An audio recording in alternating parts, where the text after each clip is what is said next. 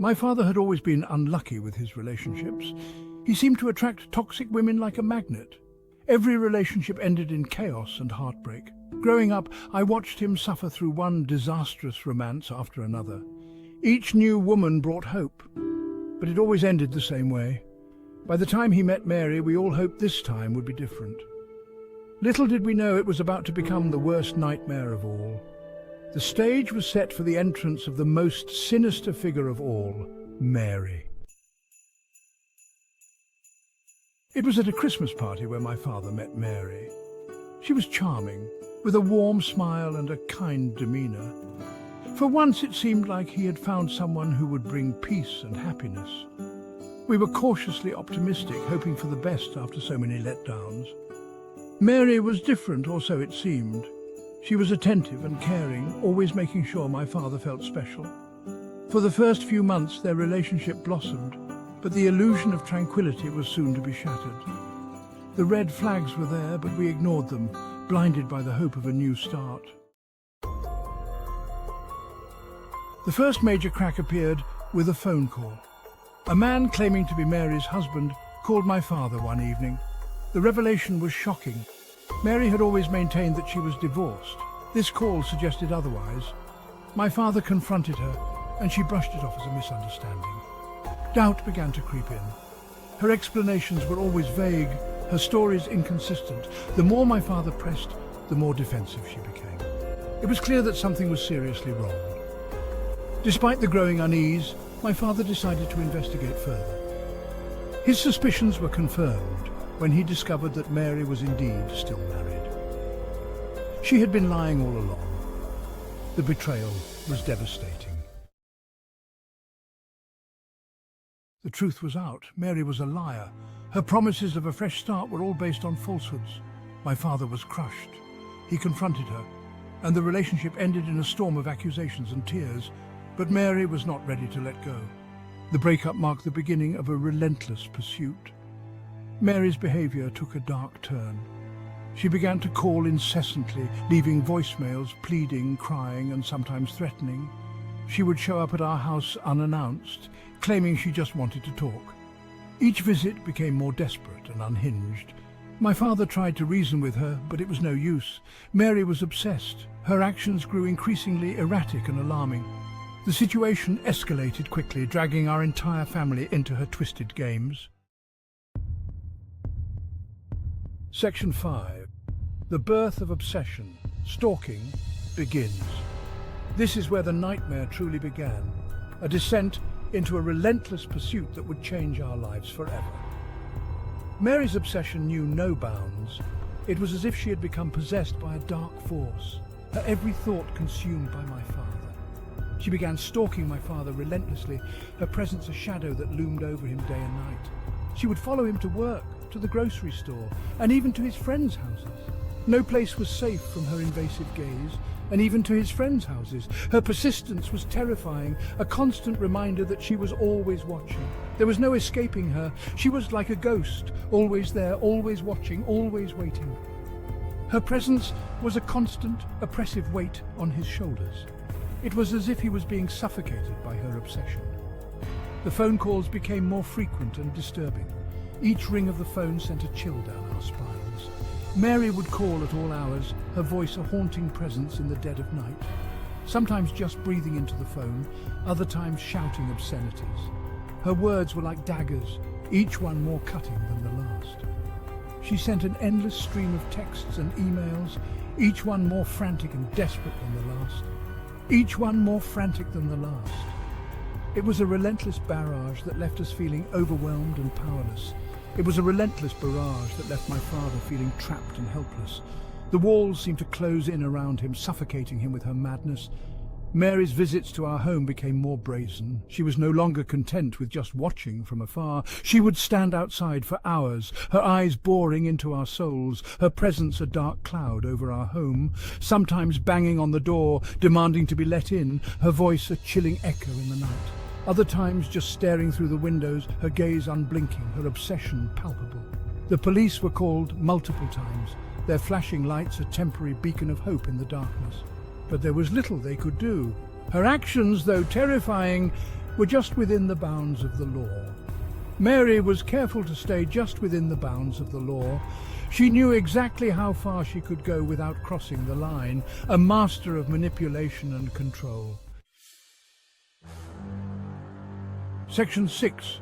Family under siege. Harassment extends. Mary's obsession wasn't limited to my father. She began targeting our entire family. She would call me and my sister, leaving disturbing messages and making veiled threats. No one was safe from her harassment. One night, Mary showed up at my school. She claimed to be a friend of the family and tried to take me home. Fortunately, the school staff intervened and called the police. My sister received strange packages at her workplace. Gifts from Mary with twisted messages inside. The stress and fear were taking a toll on everyone. We were living in a state of constant vigilance. Section 7. Bizarre incidents, unwanted gifts and visits. The bizarre incidents continued, each one more unsettling than the last. Mary left a casserole on our doorstep one evening, accompanied by a note that said, "For old time's sake." It was a seemingly innocent gesture, but it carried a sinister undertone. It was an eerie reminder of her presence and her refusal to let go. The note felt like a ghost from the past, haunting our present. Another time, she broke into our house while we were out and rearranged the furniture. The living room was completely transformed, as if mocking our sense of security. Nothing was stolen, but the violation of our personal space was deeply unsettling. It was a chilling reminder that our home was no longer our sanctuary. It was as if she was sending a message. I can get to you anytime I want. Her actions spoke louder than any words could. Late-night visits became more frequent. The darkness of the night seemed to embolden her, making her presence even more terrifying. We would hear knocking on the windows or see her silhouette in the garden. The shadows played tricks on our minds, amplifying our fear.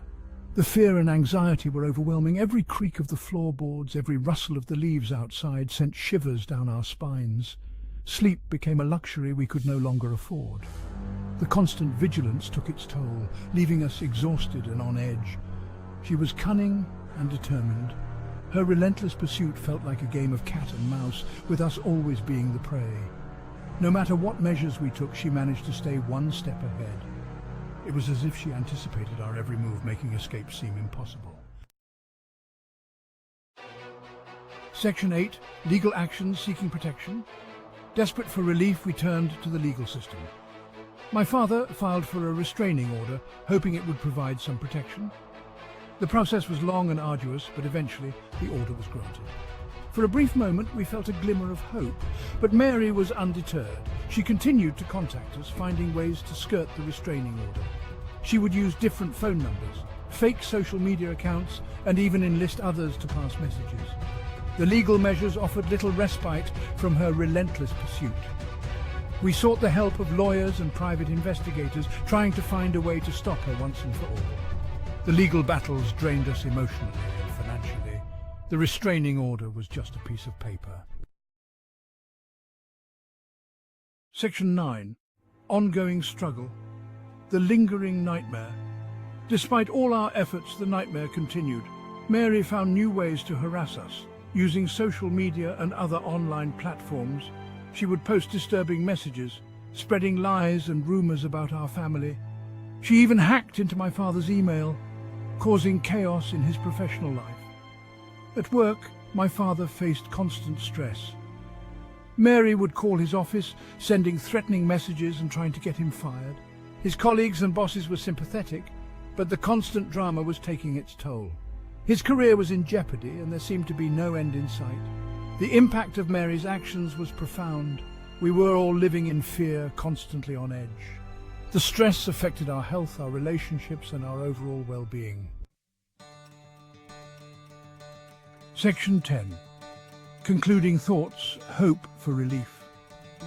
In the end, we could only hope for relief from Mary's obsession. Her relentless pursuit had taken a toll on all of us, and we yearned for a sense of normalcy to return to our lives. We knew that her actions had left lasting scars on our family. The emotional distress was palpable, and it was clear that healing would be a long and arduous journey. The fear and anxiety might never fully disappear, but we were determined to protect ourselves and move forward. Each day was a step towards reclaiming our peace, even if the path was fraught with challenges. We continued to take legal action, documenting every incident and seeking new ways to enforce the restraining order. The legal battles were exhausting, but we knew it was necessary to ensure our safety. We leaned on each other for support, finding strength in our unity. In these trying times, the bond between us grew stronger, and we realized the importance of standing together. The road ahead was uncertain, but we refused to let Mary destroy our lives. We faced each day with determination, knowing that giving up was not an option. The experience had taught us the importance of vigilance and resilience. We became more aware of our surroundings and more prepared to handle any situation that might arise. While the future remained uncertain, we held on to the hope that one day we would find peace and security. This hope was our guiding light, helping us navigate through the darkness. The nightmare might not be over, but we were stronger and more determined than ever to overcome. With each passing day, we grew more resilient, ready to face whatever challenge